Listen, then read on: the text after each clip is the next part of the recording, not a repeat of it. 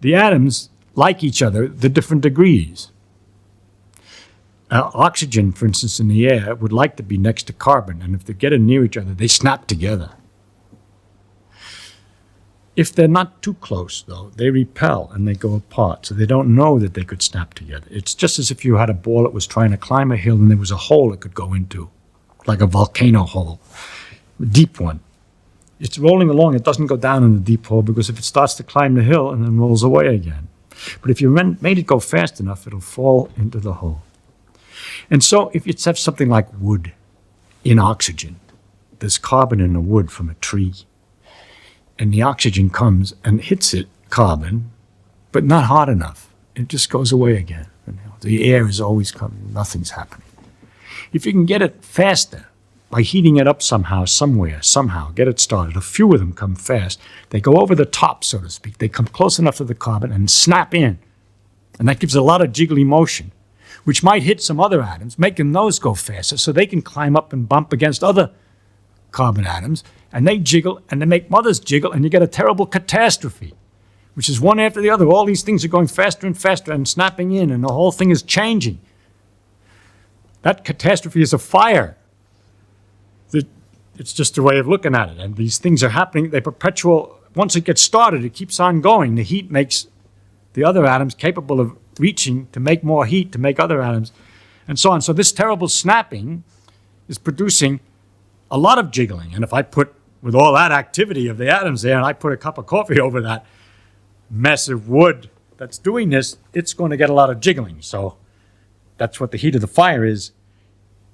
And then, of course, if you see, this is what happens when you start to think. You just go on and on. Wonder how did it get started? Why is it that the wood's been sitting around all this time with the oxygen all this time, and it didn't do this earlier or something? Where did I get this from?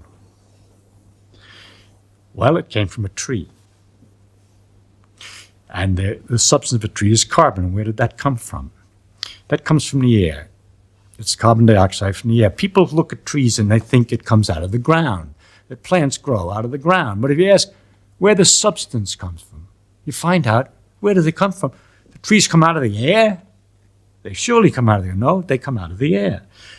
The carbon dioxide in the air goes into the tree, and it changes it, kicking out the oxygen and pushing the oxygen away from the carbon and leaving the carbon substance with water. Water comes out of the ground, you see. Only how did it get in there? It came out of the air, didn't it? It came down from the sky. So in fact, most of a tree, almost all of the tree is out of the ground. I'm sorry, it's out of the air. There's a little bit from the ground, some minerals and so forth. Now, of course, I told you the oxygen, we know the oxygen and carbon stick together very tight. How is it the tree is so smart as to manage to take the carbon dioxide, which is the carbon and oxygen nicely combined, and undo that so easy? Life. Life has some mysterious force. No, the sun is shining. And it's the sunlight that comes down and knocks this oxygen away from the carbon. So it takes sunlight to get the plant to work.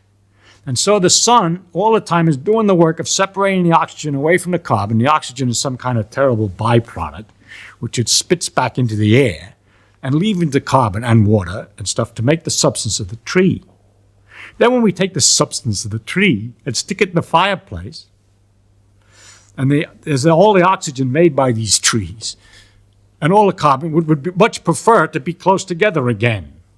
And once you let the heat to get it started, it continues and makes an awful lot of activity while it's going back together again. And all this nice light and everything comes out. And everything is being undone. You're going back from carbon and oxygen back to carbon dioxide. And the light and heat that's coming out, that's the light and heat of the sun that went in. So it's sort of stored sun that's coming out when you burn a log. Next question. How is it the sun is so jiggly, so hot?